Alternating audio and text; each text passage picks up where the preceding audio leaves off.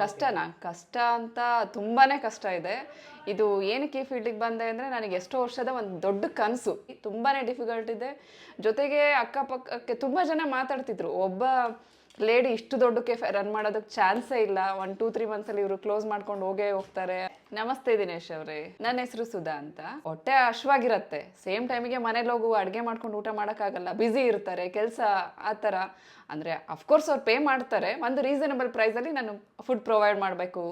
ನಾನೇನು ಕ್ಲೋಸ್ ಮಾಡ್ಕೊಂಡು ಹೋಗ್ಬೇಕು, ಒಂದು ಇಟ್ಗೆನೂ ಕಟ್ಟಬೇಕಾದ್ರೆ ಮುಂದೆ ನಿಂತ್ಕೊಂಡು ಕಟ್ಸಿದ್ದೀವಿ. ಇಲ್ಲಿ ಕಲರ್ ಹಾಕಲ್ಲ, ಅಜಿನೋಮೋಟೊ ಇಲ್ಲ, ಒಂದು ಈವನ್ ನೀವು ನಂಬ್ತಿರೋ ಇಲ್ವೋ ವೈಟ್ ರೈಸಿಗೆ ನಾವು ಸೋಡಾನೇ ಹಾಕಲ್ಲ. ಇಲ್ಲಿ ಎಷ್ಟೋ ಜನ ಕಸ್ಟಮರ್, ಇಲ್ಲ ಮೇಡಮ್ ನಾವು ಬೇರೆ ಹೋಟ್ಲಲ್ಲಿ ಊಟ ಮಾಡ್ತೀವಿ, ಸೋಡಾ ಹಾಕ್ತಾರೆ, ಫುಡ್ ಹಾಕ್ತಾರೆ, ಇವಾಗೆಲ್ಲ ಗೊತ್ತಿತ್ತು, ಹಣ್ಣಿಗೆ ಕಲರ್ ಹಾಕೋ ಕಾಲ ಇದು. ಅಂಥದ್ದು ನಾನು ಫುಡ್ಡಿಗೆ ಕಲರ್ ಹಾಕ್ತಾ ಇಲ್ಲ. ಬೃಂದಾವನ ಕೆಫೆಗೆ ಏನಕ್ಕೆ ಬರಬೇಕು? ಇದೇ ರೀಸನಿಗೆ ಬರಬೇಕು.